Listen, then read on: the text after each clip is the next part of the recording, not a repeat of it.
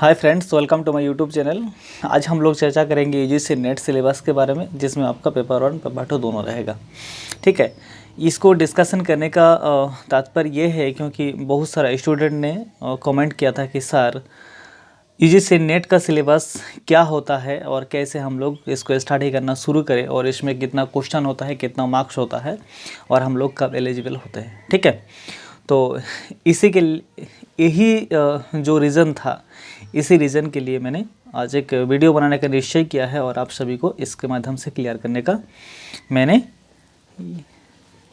एक सही तरीका ढूंढा है, जिसमें आप सभी का क्या है, जो भी डाउट है सब क्लियर हो जाएगा। ठीक है, तो चलिए सेशन को शुरू करते हैं। शुरू करने से पहले आप लोग चैनल को लाइक, शेयर एंड सब्सक्राइब करना नहीं भूलिएगा। ठीक है, क्योंकि चैनल न्यू है तो प्रोग्रेस करने की जिम्मेवारी आप ही लोग का है।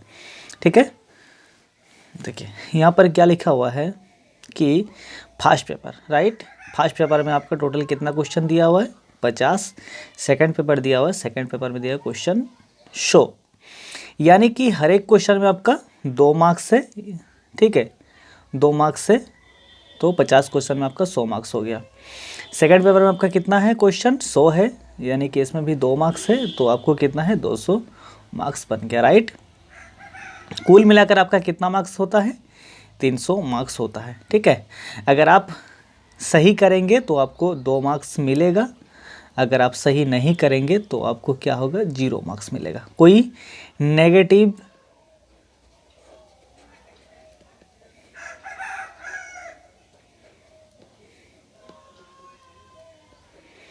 मार्किंग नहीं है ना, कोई नेगेटिव मार्किंग इसमें नहीं है। ठीक है, आप लोग को ये याद करना है कि आपको पेपर 1 पेपर 2 मिला के 150 क्वेश्चन पूछा जाता है, जिसका आपको 2-2 मार्क्स रहता है, कुल मिलाकर आपको 300 मार्क्स होता है। राइट,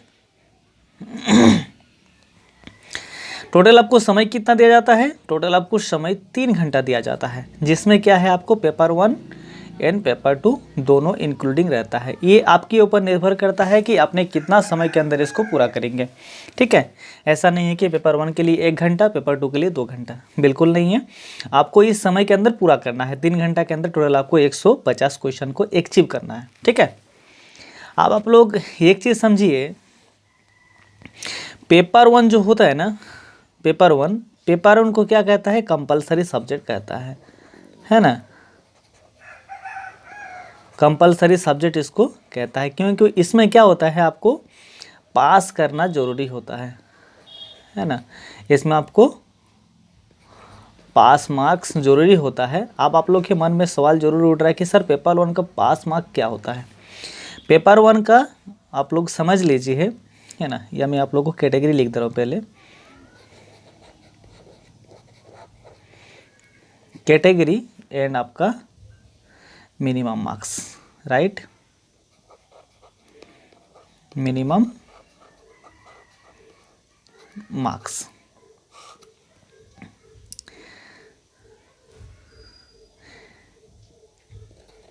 जनरल के लिए 40% ज़रूरत होता है, यानी कि आपका 100 मार्क्स में से क्या है, आपको 40 मार्क्स लाना होगा, यानी कि आपको क्या है, 20 क्वेश्चन को सही करना होगा। 20 क्वेश्चन को अगर आपने अचीव कर लेते हैं, अगर उसको सही कर लेते हैं, क्वेश्चन नंबर ऑफ क्वेश्चन 20 अगर आप कर लेते हैं सही, तो 20 दूनी 40, तो ये जनरल के लिए है। 50 में से आपको 20 क्वेश्चन सही करना होगा। ठीक है, अब चलते हैं कि ST, SC, OBC, PWD यानी कि पर्सन विथ डिसेबिलिटी, जिसको विकलांग कहते हैं, एंड आपका EWS, इकोनॉमिकली वीकर सेक्शन, और आपका आता है एक ट्रांसजेंडर, है ना। ये सब के लिए कितना % मार्क्स की ज़रूरत होता है, ये सब के लिए आपको 35% मार्क्स की ज़रूरत होती है, यानी कि आपको 100 मार्क्स में से 35 मार्क्स की ज़रूरत होती है। ठीक है, 100 में से अगर 35 लाया तो ये पास है ना, यानी कि आपका 17 दूनी 34, 34 आपका 18 क्वेश्चन को समझ लीजिए ना, 18 क्वेश्चन को आप लोग अचीव करना होगा, है ना। इसमें भले ही थोड़ा सा आपका 0.05% बढ़ेगा, बात वो मैटर नहीं है ना। आप 18 क्वेश्चन को अगर सही करते हैं तो 18 दूनी आपको 36 हो जाएगा, यानी कि आपको एक मार्क्स फिर भी ज़्यादा आएगा, ठीक है। तो आपको 18 क्वेश्चन को अचीव करना होगा ST SC OBC PWD EWS and transgender के लिए। इतना मार्क्स अगर लाते हैं पेपर 1 में, ठीक है, तो आप लोग क्या है पेपर 1 में पास है। उसके बाद आप लोग पेपर 2 में जितना मार्क्स लाते हो वो आपका क्या होगा, काउंट होगा। अगर इतना लाते हैं तो, मिनिमम इतना लाते हैं तो, राइट। कोई स्टूडेंट ने क्या किया, 200 में 200 ला दिया पेपर 2 में, लेकिन क्या पेपर 1 में फेल है, तो क्या है पूरा के पूरा में फेल है, उसका कोई भी काउंट नहीं होगा।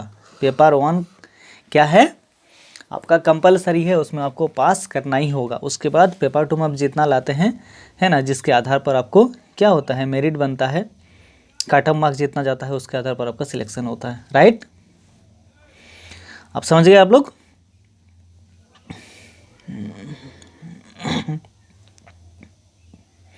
ठीक है, तो चलिए आगे बढ़ते हैं, है ना। देखिए पेपर 1 का सिलेबस से है, मैं आप लोग को और बता दूंगा, पहले इसका पूरा टॉपिक से इसको देख लीजिए। Unit 1 2 3 4 5 6 7 8 9 and 10। टोटल पेपर 1 में कितना यूनिट होता है, 10 यूनिट होता है। इसमें आपका 1 पे क्या है, टीचिंग एप्टीट्यूड, यूनिट 2 में है रिसर्च एप्टीट्यूड, यूनिट 3 में है कम्प्रीहेंशन, यूनिट 4 में है कम्युनिकेशन, यूनिट 5 में mathematical reasoning and aptitude, unit 6 में होता है लॉजिकल रीजनिंग, और यूनिट 7 में होता है डाटा इंटरप्रिटेशन, यूनिट 8 पे होता है इंफॉर्मेशन कम्युनिकेशन एंड टेक्नोलॉजी, यानी कि ICT, जिसको हम शॉर्टली ICT बोलते हैं ना। यूनिट 9 पे होता है people development and environment, and ये आपका 10 पे होता है हायर एजुकेशन। और क्या है, सभी में जितना भी यूनिट है सभी में कितना कितना क्वेश्चन बनता है, 5-5 क्वेश्चन बनता है, और मार्क्स बनता है 10 तो, यानी कि सभी में आपका 2 मार्क्स, मैंने पहले भी बताया। जो भी यूनिट है टोटल आपका 10 यूनिट है, क्या है सभी में 5 क्वेश्चन और आपको 10 मार्क्स, राइट। 5 क्वेश्चन एंड आपका 10 मार्क्स, है ना। मैं आप लोग को शॉर्टली बता रहा हूँ, है ना, क्योंकि इसमें मेरे को नहीं लगता कि इसका इतना डीपली जाना चाहिए।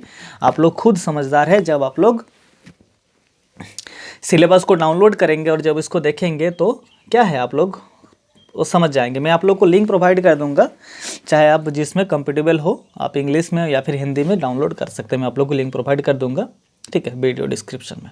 आगे बढ़ते हैं, ये है आप लोग का सिलेबस। जब आप डाउनलोड करेंगे तो आपको ऐसा दिखेगा, जिसमें देखिए मैंने पहले पढ़ाया। यूनिट 1 पे है आपका,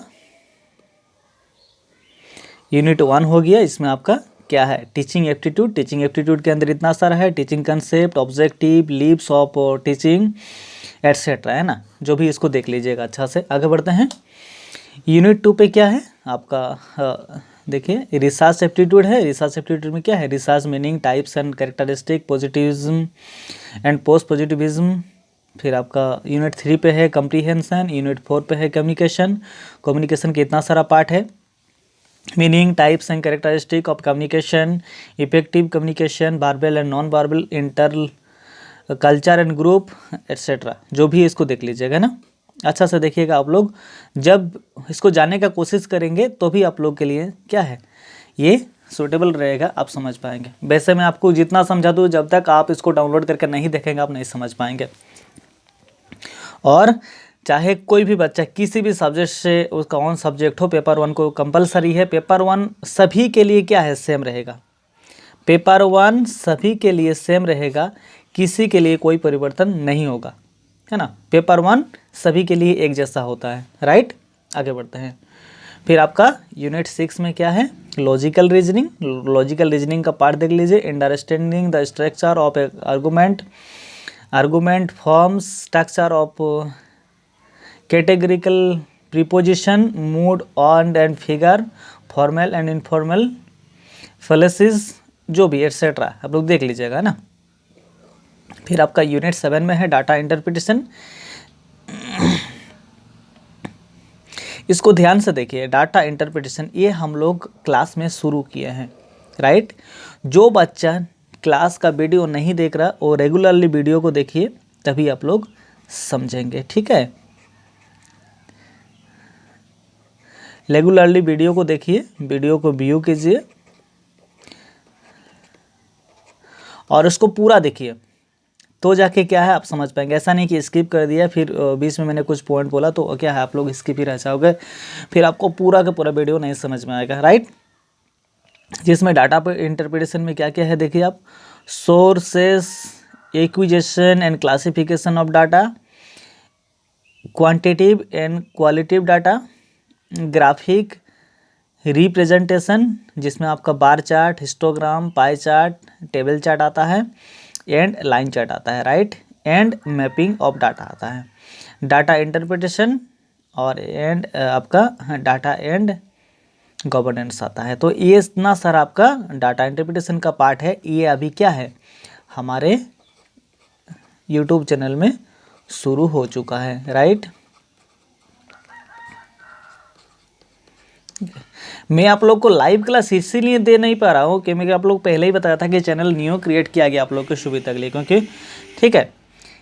तो जब तक आपका 1000+ सब्सक्राइबर नहीं होगा तब तक हम आप लोग को लाइव क्लास नहीं दे सकते, प्लस 4000 आवर्स, है ना।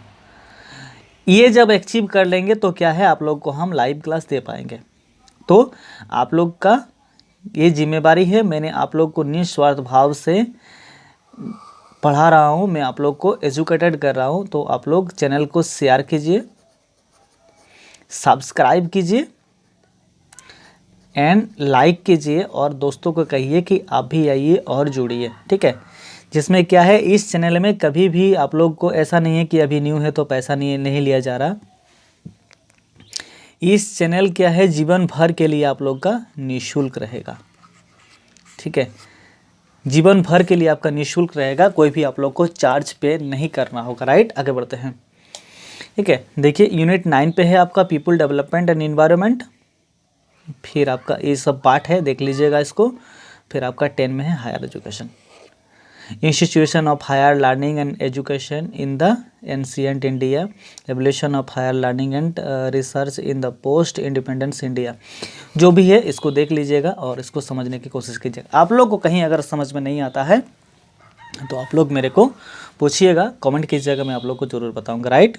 सभी को कमेंट में आंसर देना सही नहीं होता है और उतना समय भी नहीं होता है, ठीक है। तो क्या है मैं आप लोग का कमेंट में 100 कर लूँगा, उसके बाद मैंने उस टॉपिक में अगर लगेगा कि नहीं इसमें क्या है बच्चा का जो डाउट है उसको क्लियर करना चाहिए तो मैं ज़रूर वीडियो के माध्यम से क्लियर कराऊँगा। चलिए आगे बढ़ते हैं, ठीक है। तो ये क्या हुआ पेपर 1 का,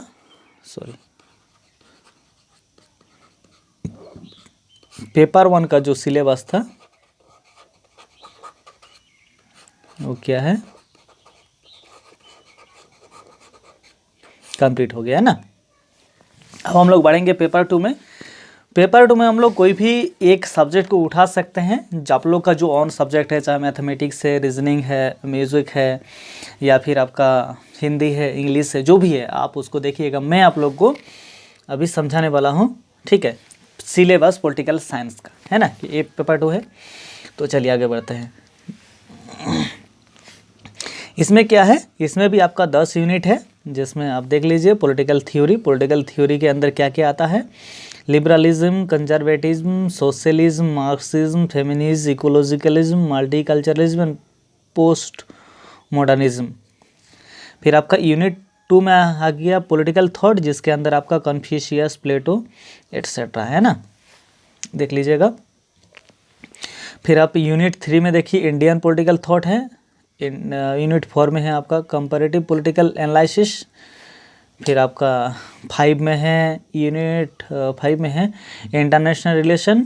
यूनिट 6 में है इंडियाज़ फॉरेन पॉलिसी।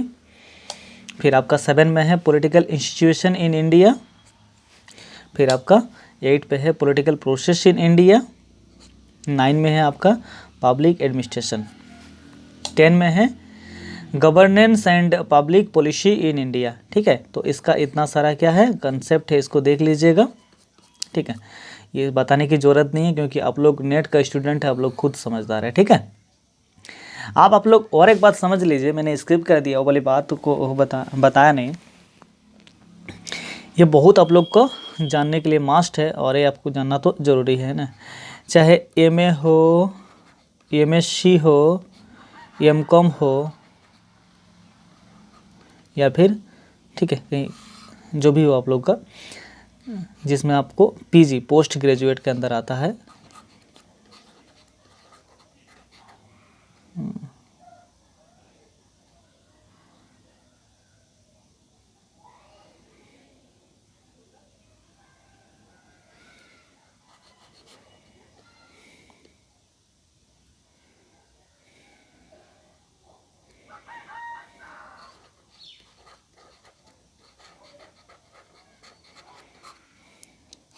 ठीक है, पोस्ट ग्रेजुएट में क्या है, आपको 55% मार्क्स जरूरी होता है।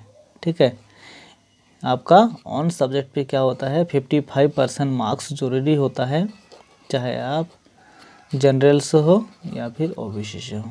ठीक है, 50% मार्क्स एसटी एंड एससी के लिए मिनिमम 50% मार्क्स अगर है तो वो नेट के लिए एलिजिबल है, वो नेट के एग्ज़ाम में बैठ सकता है। ठीक है, खैर आज के वीडियो में इतना ही। अगर आप लोग का कुछ डाउट है तो आप लोग पूछ लीजिएगा। ठीक है, धन्यवाद।